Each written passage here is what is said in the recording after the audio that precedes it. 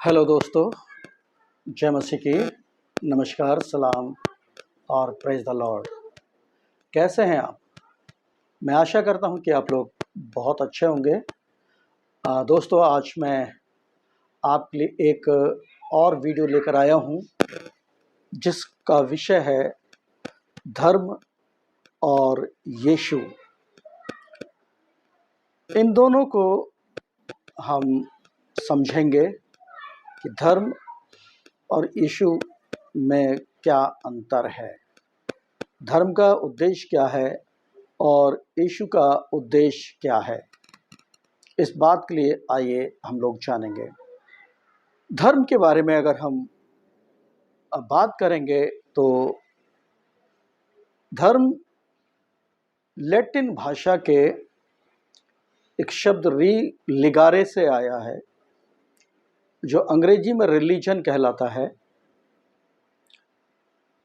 और जिसका अर्थ होता है दोबारा से बांध देना या दोबारा से जोड़ देना। अगर हम भारतीय भाषा में अगर धर्म के बारे में बात करें तो धर्म जो है वो संस्कृत भाषा के धृ धातु से आया है, जिसका अर्थ है ईश्वरीय विचारधारा को जो मनुष्यों के द्वारा तैयार की गई है उसको धारण कर लेना। क्योंकि धर्म का जो संबंध है वो हमेशा ईश्वर से और भक्ति से और कर्म कांडों से जाना जाता रहा है। धर्म वास्तव में एक व्यवस्था है, एक ऐसी व्यवस्था जो मनुष्यों के द्वारा तैयार की गई है, जिस व्यवस्था में अधिकांशतः नैतिकता पर जोर दिया जाता है और हम सोचते हैं कि नैतिक नियमों का पालन करके हम धर्म को पूरा कर सकते हैं, हम धर्म का निर्वाह कर सकते हैं। परंतु हम धर्म का निर्वाह तो कर सकते हैं, परंतु हम ईश्वर के साथ धर्म का पालन करके हम उसके साथ रिश्ते में नहीं जुड़ सकते। अब आप सोचते होंगे कि ये कैसी मूर्खता की बातें हैं। अगर धर्म नहीं होगा तो फिर हम ईश्वर को कैसे प्राप्त कर सकते हैं? धार्मिक कर्म कांडों के बिना हम कैसे ईश्वर को प्राप्त कर सकते हैं? हम सबसे पहले इस बात को जानें कि आखिर धर्म की आवश्यकता पड़ी क्यों? धर्म क्यों आया, कहाँ से आया और कब आया? इससे पहले कि हम इस बात को जानें, हमें एक बात को जानना बहुत ज़रूरी होगा और वो ये है कि आखिर मनुष्य को इसकी आवश्यकता पड़ी ही क्यों। और बाइबल हमें बड़ी स्पष्टता से बताती है, जब परमेश्वर ने इस संसार की रचना की और मनुष्य को अपने स्वरूप के अनुसार अपनी समानता में उत्पन्न किया, नर और नारी करके उनकी सृष्टि की और उन्हें एक बहुत ही सुंदर वाटिका में रखा, जिसका नाम अदन की वाटिका था या बागे अदन भी कह सकते हैं हम। और परमेश्वर प्रतिदिन मनुष्य के साथ मिलने आता था, उसके साथ बातचीत करने आता था, उसके साथ संगति करने आता था। और वही संगति, वही रिश्ता मनुष्य जो है दोबारा से परमेश्वर के साथ स्थापित करना चाहता है। इसका क्या अर्थ हुआ कि मनुष्य दोबारा से उस रिश्ते को स्थापित करना चाहता है? इसका अर्थ बाइबल में ही स्पष्टता के साथ हमें देखने को मिलता है और वो ये है कि रिश्ता जब हम कह रहे हैं कि दोबारा से स्थापित करना चाहता है, इसका अर्थ है वो रिश्ता टूट गया। और इस रिश्ते का टूटने का कारण ये था कि मनुष्य ने परमेश्वर के प्रति विश्वास योग्यता का परिचय ना देकर वह अविश्वास योग्य निकला और आज्ञाकारी होने के बजाय वो अनाज्ञाकारी बन गया। और अपनी अनाज्ञाकारिता के कारण वो पापी गिना गया और परमेश्वर ने उसे अपनी उपस्थिति, अपनी संगति और उस अदन की वाटिका से उसे निकाल दिया। और जब उससे निकाल दिया और उस अदन की वाटिका के चारों ओर परमेश्वर ने ज्वालामयी घूमने वाली तलवार को नियुक्त कर दिया और साथ ही साथ उस वाटिका के द्वार पर परमेश्वर ने स्वर्गदूतों का पहरा बिठा दिया ताकि मनुष्य दोबारा से उसमें प्रवेश ना कर सके। कहीं ऐसा ना हो कि वो जीवन के वृक्ष का फल तोड़कर खा ले और अनंत काल के लिए पाप के दासत्व में फंसकर वो अनंत काल के लिए तड़पता और कराहता रहे और उसका रिश्ता, उसका जो ये बोझ है, ये जो दर्द है, कभी समाप्त ना होने पाए। इसलिए परमेश्वर ने उस बागे अदन का पहरा बिठा दिया जहां आदम यानी मनुष्य, प्रथम मनुष्य स्वतः प्रवेश नहीं कर सकता था। परमेश्वर ने अपने क्रोध को प्रकट किया, क्योंकि परमेश्वर अगर प्रेम करने वाला है तो वो न्यायी परमेश्वर भी है और अपने न्याय को पूरा करने के लिए परमेश्वर ने आदम को उस वाटिका से निकाल दिया। लेकिन परमेश्वर ने एक प्रतिज्ञा की थी कि परमेश्वर उसे फिर से अपनी संगति में और अपनी उपस्थिति में वापस ले लेगा और इसके लिए परमेश्वर के पास एक योजना थी। परंतु मनुष्य ने उस योजना पर विश्वास ना करके उस संगति को दोबारा से अपने तरीके से प्राप्त करने की कोशिश की और इस प्रकार धर्म का उदय हुआ। इस प्रकार धर्म का उदय हुआ और जब धर्म का उदय हुआ तो लोगों के अंदर जो उनकी अंतर आत्मा है, उसकी जो भूख और प्यास रही है वो हमेशा परमात्मा के साथ संगति में रहने की रही है। और उस भूख और प्यास को शांत करने के लिए, तृप्त करने के लिए मनुष्य ने परमेश्वर के साथ रिश्ता जोड़ने की कोशिश की, परंतु वो उस रिश्ते को जोड़ने में नाकामयाब रहा। लेकिन उसने एक नई चीज को ईजाद कर दिया है, एक नई चीज का आविष्कार कर दिया और वो है धर्म। और वो सोचता है कि मैं कुछ नैतिक कार्य करके मैं ईश्वर के साथ फिर से संगति में आ जाऊंगा। लेकिन ये संभव नहीं है, क्योंकि मनुष्य को उसके पाप के प्रायश्चित के रूप में देने के लिए उसके पास कुछ भी नहीं है, क्योंकि बिना प्रायश्चित के मनुष्य जो है वो परमेश्वर के साथ रिश्ता नहीं जोड़ सकता। लेकिन परमेश्वर ने मनुष्य के पाप के प्रायश्चित का प्रबंध किया, लेकिन मनुष्य उस पर विश्वास नहीं कर पाया और मनुष्य ने ईश्वर को प्राप्त करने के लिए नए नए तरीके ईजाद किए। कुछ लोगों ने कहा कि ईश्वर निराकार है और वो निराकार ब्रह्म यानी निराकार ईश्वर की आराधना करने लगे।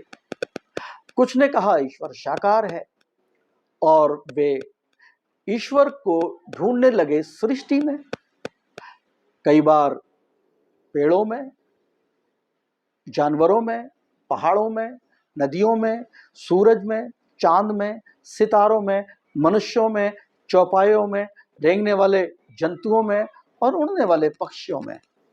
वो ईश्वर को ढूंढने लगे और अपनी अपनी आस्था और श्रद्धा के अनुसार उन्होंने कभी चौपायों की आराधना की, अपना ईश्वर माना, कभी रेंगने वाले जंतुओं को, तो कभी पेड़ पौधों को, तो कभी नदियों को, तो कभी पहाड़ों को, कभी सूरज चांद सितारों को, और कभी अलग अलग तरीके से।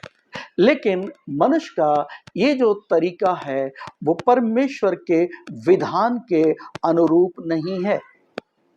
और इसलिए वेदों में भी आया है कि मनुष्य अज्ञानता के कारण सृष्टि की पूजा करता है। हाँ मेरे प्रिय भाई बहन, यही एक सच्चाई भी है। बाइबल भी यही कहती है कि परमेश्वर जो है वो एकमात्र परमेश्वर है, वो सृष्टि करता है, वो सृष्टि नहीं है।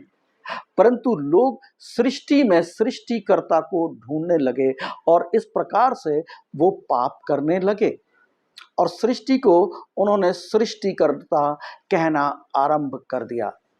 और इसके बाद एक नए धर्म उदय होते चले गए, क्योंकि हम पहले ही बता चुके हैं धर्म जो है वो संस्कृत भाषा के धृ धातु से निकला है, जिसका अर्थ है धारण कर लेना, पहन लेना या विचारधारा को मान लेना।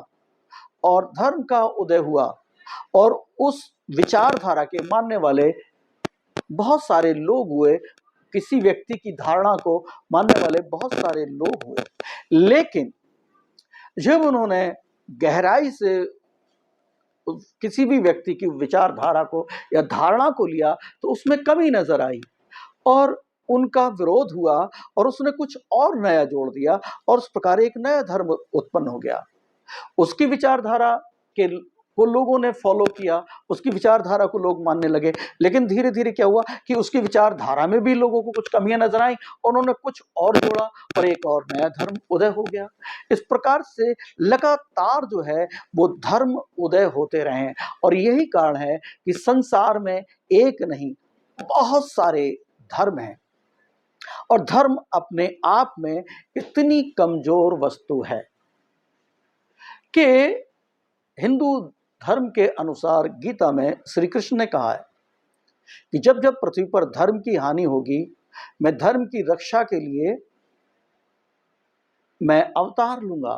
धर्म मेरे प्रिय भाई बहन इतनी कमजोर वस्तु है जो अपने आप में ही खुद बहुत ज्यादा कमजोर है और उसकी रक्षा करने के लिए दूसरों की जरूरत है, तो वो धर्म मनुष्य का क्या उद्धार कर सकता है। और आज यही कारण है, हाँ मेरे प्रिय भाई बहन, आज यही कारण है कि मनुष्य इस बात को कहते हैं, हिंदू कहते हैं हिंदुत्व खतरे में है, हिंदू धर्म खतरे में है, मुसलमान कहते हैं इस्लाम खतरे में है, दूसरे लोग अपने धर्मों के लिए कहते हैं कि हमारा धर्म खतरे में है।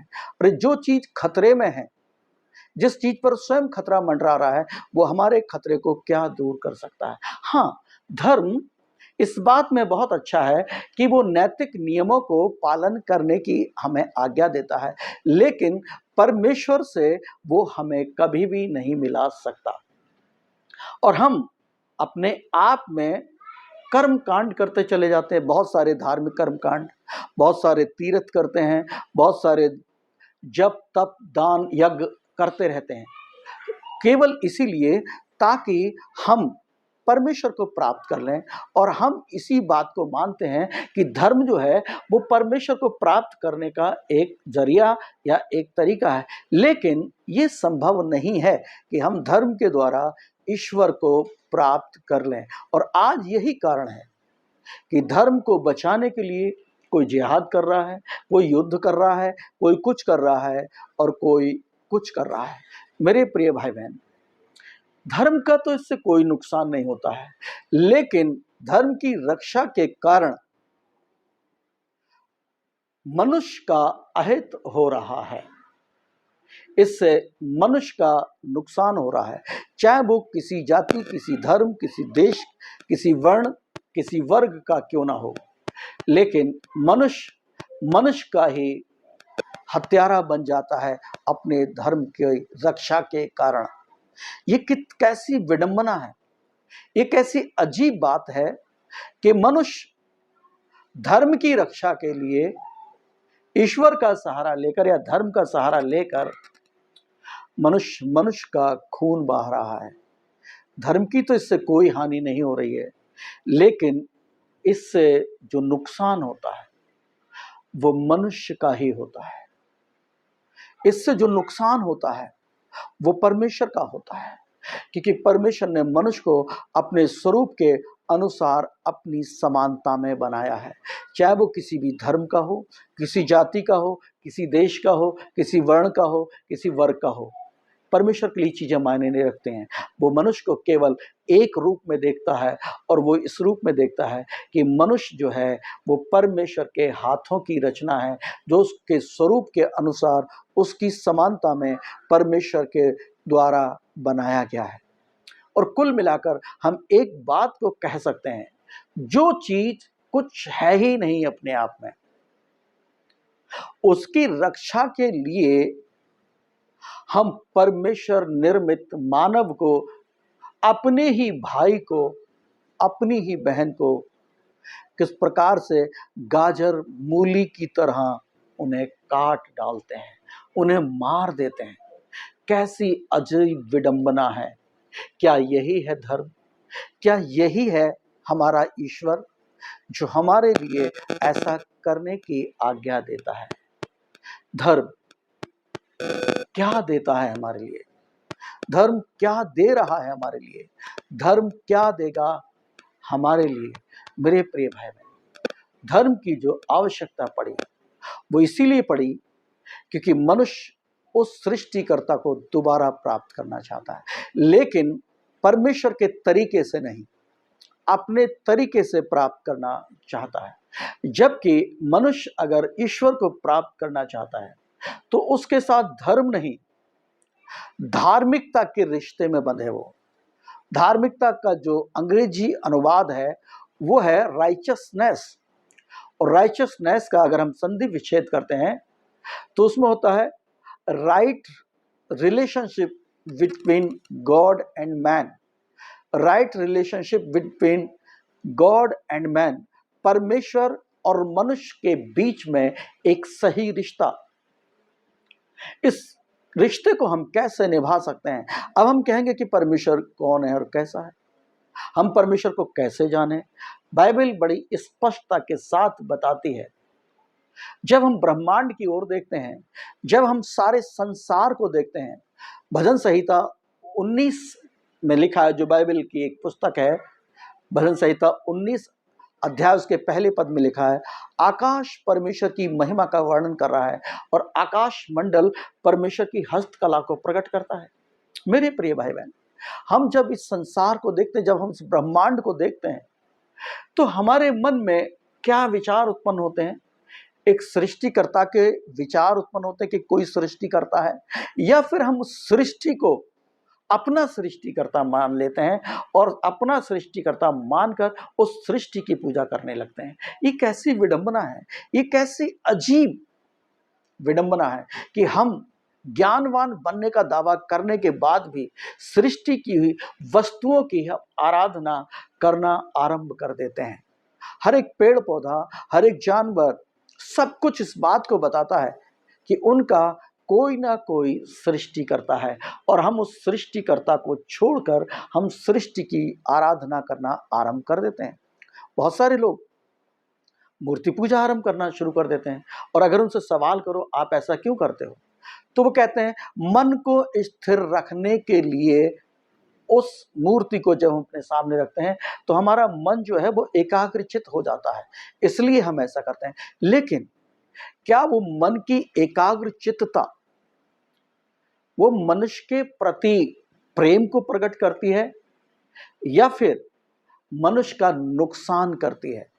कुल मिलाकर हम एक बात को कह सकते हैं, मनुष्य दिन प्रतिदिन पाप पर पाप, पाप पर पाप करता चला जा रहा है, चाहे वो धर्म की रक्षा के लिए, चाहे वो अपने लोगों की रक्षा के लिए। सच्चाई तो यह है, जब हम परमेश्वर को जान लेते हैं तब हमारे बीच से वो सारी दीवारें ढहनी शुरू हो जाती हैं। जो धर्म की दीवारें हैं, जो जातिवाद की दीवारें हैं, जो क्षेत्रवाद की दीवारें हैं, देश विदेश की दीवारें हैं, मेरे प्रिय भाई बहन, जब ये परमेश्वर को हम जान लेते हैं, ये सारी दीवारें ढह जाती हैं। तो धर्म जो है वो हमारा उद्धार नहीं कर सकता, क्योंकि धर्म मनुष्यों के द्वारा उत्पन्न की गई विचारधाराओं का विचारों का या धारणाओं का एक संकलन है और ये एक व्यवस्था है। इस व्यवस्था को जो पूरा करता है उसको उसका धर्म धर्मी गिनता है और जो उस व्यवस्था का उल्लंघन करता है उसे अधर्मी गिनता है। लेकिन कैसी विडंबना है कि वही उसी जिस धर्म में जो बातें उचित हैं वही हो सकता है दूसरे धर्म में वे अनुचित मानी जाती हों। जो बातें जिस धर्म में अनुचित मानी जाती हैं वे दूसरे धर्म में उचित मानी जाती हैं। ये कैसी विडंबना है, ये कैसी परंपरा है। इस बात को कभी हमने सोचने की कोशिश की है? क्या इस बात को कभी विचार करने की हमने कोशिश की है? मेरे प्रिय भाई बहन, धर्म का उदय इसीलिए हुआ ताकि लोग परमेश्वर के साथ दोबारा रिश्ते में बन सकें। और इसलिए लैटिन भाषा का जो रीलिगारे शब्द है जिसका अर्थ है दोबारा बांध देना, यानी ये मनुष्य के परमेश्वर के साथ दोबारा रिश्ते में बंधने की एक कोशिश है, एक प्रयास है जिसके द्वारा मनुष्य उस रिश्ते में बंधना चाहता है। लेकिन दुर्भाग्य ये है और विडंबना ये है कि वो मनुष्य के साथ उस सही रिश्ते में बंध नहीं पाता है। अब हम देखते हैं यीशु के बारे में। यीशु कौन है? बाइबल बताती है कि परमेश्वर जो है वो बहुवचन में अपने आप को उसने प्रकट किया। जब बाइबल की जो उत्पत्ति की पुस्तक पहली पुस्तक है और जिसका पहला अध्याय और पहला पद है तो वहां लिखा हुआ है कि आदि में परमेश्वर ने आकाश और पृथ्वी की सृष्टि की। और जो शब्द परमेश्वर आया है वो ग्रीक भाषा के शब्द एलोहीम से आया है। क्षमा करें, ग्रीक भाषा के नहीं, इब्रानी भाषा के इलीहोम शब्द से आया है, जिसका अर्थ है सृष्टिकर्ता परमेश्वर, जो एक होने के बाद भी इलोहीम, इलीहोम नहीं है, मुझे क्षमा करें, इलोहीम शब्द आया है। इलोहीम शब्द जो है वो बहुवचन में प्रकट होता है कि परमेश्वर जो है एक परमेश्वर है, परंतु उसने अपने आप को त्रिएकता में रखा है।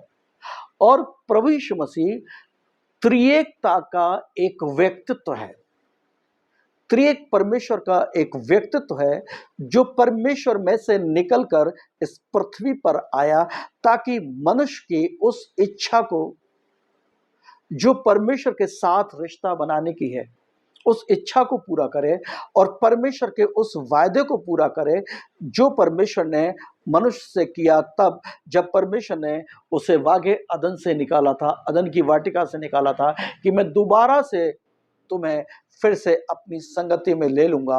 और परमेश्वर ने अपने उस वचन को पूरा करने के लिए अपने त्रिएकता के एक व्यक्तित्व को इस संसार में भेजा जो पुत्रत्व में होकर के, जो पुत्रत्व रूप में होकर के इस संसार में आया, जिसका नाम यीशु था।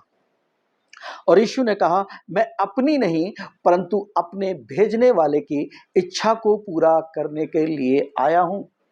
मेरे प्रिय भाई बहन, प्रभु यीशु मसीह कोई नया धर्म चलाने के लिए नहीं आए, प्रभु यीशु मसीह एक नए धर्म का उदय करने के लिए नहीं आए, परंतु वे आए अपने पिता की इच्छा को पूरा करने के लिए। उस परमेश्वर की, जिस परमेश्वर ने मनुष्य को अपने स्वरूप के अनुसार अपनी समानता में सृजा था, उस मनुष्य का रिश्ता पाप के कारण जो टूट गया था उस रिश्ते को दोबारा से जोड़ने के लिए आए। और प्रभु यीशु मसीह ने कहा जो मेरे पीछे हो लेगा वो कभी अंधकार में ना चलेगा, अर्थात परमेश्वर के अस्तित्व को और उसके व्यक्तित्व को ठीक उसी रूप में लेगा जैसा वो है, ऐसा नहीं जैसा धर्मों के अनुसार इस संसार में परमेश्वर के अस्तित्व और व्यक्तित्व को लोग ले रहे हैं।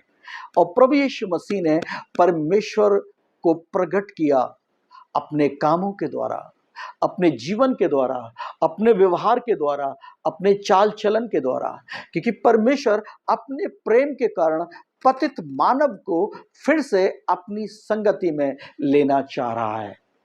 और इसलिए पिता परमेश्वर ने अपने पुत्र प्रभु यीशु मसीह को इस संसार में भेजा और वो संसार में आए और आकर प्रभु यीशु मसीह ने लोगों को उनके पापों के बंधनों से छुड़ाया। प्रभु यीशु मसीह ने लोगों को उनके पापों से मुक्त किया, उनके पापों से छुड़ाया, उनकी बीमारियों से छुड़ाया, और जो अंधकार में भटक रहे थे उनको परमेश्वर के मार्ग पर लेकर आए। और उन्होंने प्रकट किया कि ईश्वर कौन और कैसा है, और वो तुमसे क्या चाहता है। वो चाहता है कि तुम आओ उसके पास।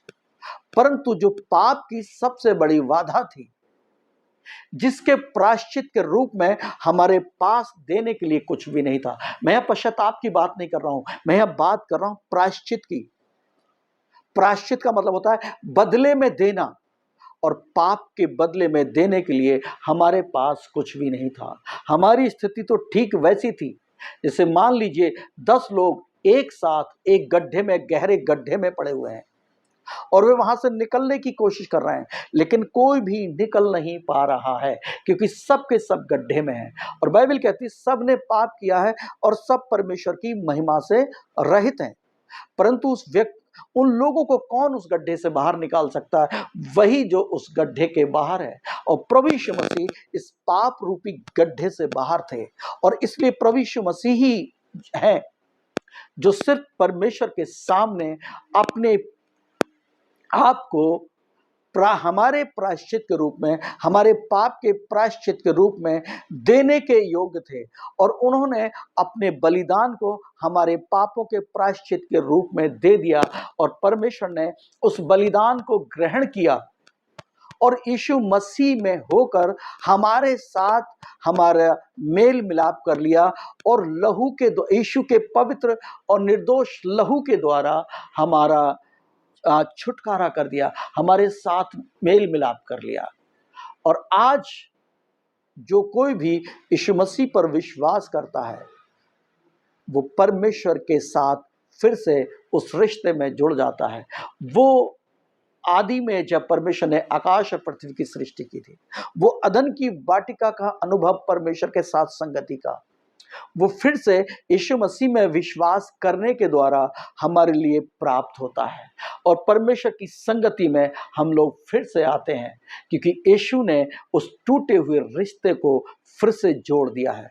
यीशु ने उस पाप की खाई को अपनी मृत्यु के द्वारा फिर से पाट दिया है, और यीशु मसीह के बलिदान को परमेश्वर पिता ने ग्रहण किया। उस त्रिएकता के उस व्यक्तित्व के बलिदान को परमेश्वर ने ग्रहण किया, और यीशु के लहू के द्वारा हमारा छुटकारा हुआ, और यीशु मसीह को परमेश्वर पिता ने दोबारा से मुर्दों में से जिला दिया, और आज भी वो जीवित हैं। और अब जो कोई भी यीशु के पास, यीशु के नाम से परमेश्वर के पास आता है, परमेश्वर उसे ग्रहण करता है, क्योंकि यीशु ने कहा मार्ग, सत्य और जीवन मैं ही हूं, बिना मेरे द्वारा कोई भी परमेश्वर के पास नहीं पहुंच सकता। वो बागे अदन में, जहां परमेश्वर ने अदन की वाटिका के चारों ओर ज्वालामयी घूमने वाली तलवार को नियुक्त किया था, स्वर्गदूतों का पहरा नियुक्त किया था, प्रभु यीशु मसीह ने अपने बलिदान के द्वारा उस अदन की वाटिका में फिर से प्रवेश किया है, और हमारे लिए अब फिर से द्वार खोल दिया है। और इसलिए अब जो यीशु पर विश्वास करता है, यीशु पर विश्वास के कारण उसकी मृत्यु और यीशु के बलिदान के कारण परमेश्वर की दया हमें प्राप्त होती है। क्या आप उस दया को प्राप्त करना चाहेंगे जो यीशु मसीह के बलिदान के द्वारा हमें प्राप्त होती है, या फिर उस धर्म के पीछे चलेंगे जिसकी हानि हो सकती है, जिसकी रक्षा के लिए मनुष्य एक दूसरे का खून बहा रहे हैं? वो धर्म ज़्यादा महत्वपूर्ण है या फिर परमेश्वर? निर्णय हमारा है। हम क्या निर्णय लेते हैं, हम किस बात की ओर जाते हैं? अगर हमें खून खराबा ही पसंद है तो हम धर्म की ओर जाएंगे, और अगर हम शांति और प्रेम और एकता और मेल मिलाप चाहते हैं परमेश्वर के साथ, तो हम यीशु के पास आएंगे, और यीशु हमारे पापों को क्षमा करके हमें फिर से उस अदन की वाटिका का नागरिक बना देंगे, जिसे स्वर्ग भी कहा जाता है। परमेश्वर आप सबको आशीष दे। आइए प्रार्थना करें। परमेश्वर, हम धन्यवाद करते हैं आपकी दया के लिए। पिता यीशु में आपने हमारे लिए ये काम किया है ताकि हम यीशु के द्वारा आपके पास आ सकें, क्योंकि आपने यीशु के बलिदान को ग्रहण किया है। आपने यीशु की मृत्यु के द्वारा पाप को और मृत्यु को निरस्त किया है। मेरी प्रार्थना है प्रभु, मेरे जितने भी भाई बहन, बुजुर्ग, जवान, बच्चे इस वीडियो को देखते हैं, प्रभु यीशु के नाम में पिता वे आपके पास आ सकें और आपको अपने जीवन का स्वामी और प्रभु ग्रहण करके आपके साथ उस टूटे हुए रिश्ते को फिर से जोड़ लें, जिसे लोग धर्म के द्वारा जोड़ना चाहते हैं और जोड़ने के बजाय वो और अधिक टूट जाता है। हमारी सहायता करें, हमें अनुग्रह दें कि हम धर्म के बजाय परमेश्वर की योजना को पूरा कर सकें और परमेश्वर के पास आ सकें। ऐसा अनुग्रह हमें दें। आपकी महिमा हो, यीशु के नाम में, आमीन। प्रिय भाई बहन, धन्यवाद। मैं आप लोगों से निवेदन करता हूं कि आप लोग ज़रूर इस वीडियो को लाइक करें, शेयर करें, और अभी तक अगर हमारे चैनल को आपने सब्सक्राइब नहीं किया है तो ज़रूर सब्सक्राइब करें और साथ ही साथ कमेंट भी करें। मैं आपके कमेंट्स का इंतज़ार करूंगा। धन्यवाद। प्रभु आप सबको बहुत बहुत आशीष दे।